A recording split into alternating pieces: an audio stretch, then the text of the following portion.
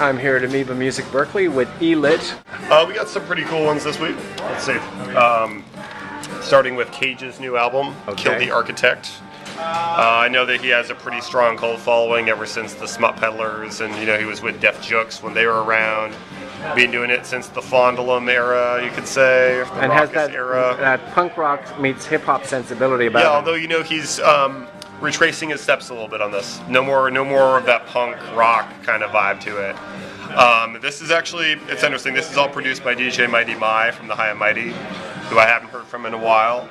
And it's actually on Eastern Conference Records, which is Mighty Mai's record label, that has not released an album since maybe, I'm tempted to say like 7 years or something. At least 5 years since the last Eastern Conference. So I guess they're trying to make a comeback with this new one, courtesy of Traffic Distribution. Got the Weatherman logo on the back over there. No guests, none of that fancy stuff. Just one cohesive body of work, which I haven't actually listened to, but I do love the Alex Purdie cover. Yeah, I was going to say, some people I know have already been complaining about it. Oh, I would never let my dog do that. Well, he actually has a song in here, My Dog Is Dead. So we'll see what, this probably enters into the thematics of it. Okay. But this guy, Alex Purdie, is a really great San Francisco artist. Oh, he is? Okay. You should check out his stuff. I believe Cage lives in San Francisco now, if I'm not mistaken. Next we have probably one of the best rap records of the year, the new Arm & Hammer, which I'm a huge fan of. It's got my little seal of approval there. Okay. This is the new project from Billy Woods with Elucid, another great rapper from New York. As always, these guys charge a lot for their albums. This is like $18.98 for a CD, but it is great. It is like 100% original, great production from a variety of people. They got, his last one was produced by Blockhead. This one's various producers, but they got Willie Green from New York's producing some of it. Blue Sky Black Death from Seattle are producing some songs on here. They've got some other really cool dudes like Marmaduke, who produced some of early Billy Wood stuff.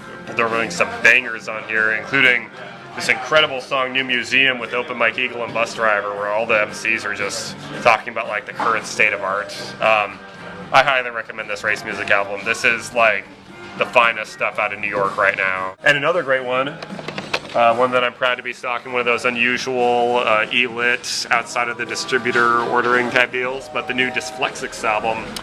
These guys have been a Bay Area mainstay group for a while now. This is their first album in a long time, but they actually hand pressed it in sort of custom made digipacks, hand numbered to 200 copies, little hand numbering on the back there. And yeah, this is two dudes out the Bay, Lazarus Jackson and Jason the Argonaut, accompanied by some of their friends like Elon Is and Mercury.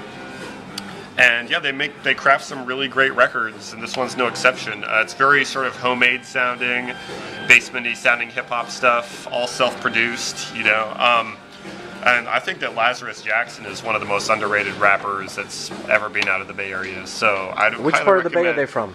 They used to live in Oakland. I'm not sure where they're located at now. I think that Lazarus moved to San Francisco and Jason moved to Arizona or something like that. So they're a little more separate now. But yeah, they're still in the general vicinity of the Bay Area. I still see them around at various shows and things like that. I know that Elon works in Berkeley at some bar or something like that. He's one of the producers of this group. And high quality stuff. I recommend you check it out. Okay. Anything else? I think that covers it for this week. Okay. We got some more cool stuff coming out pretty soon. I know on the 29th they got the John Wayne album dropping on Stone's Throw. Right. Should be an interesting thing. Yeah. And a couple other things. Okay, we'll check back with you next week. Thank you so much, E-Lit Amoeba Berkeley.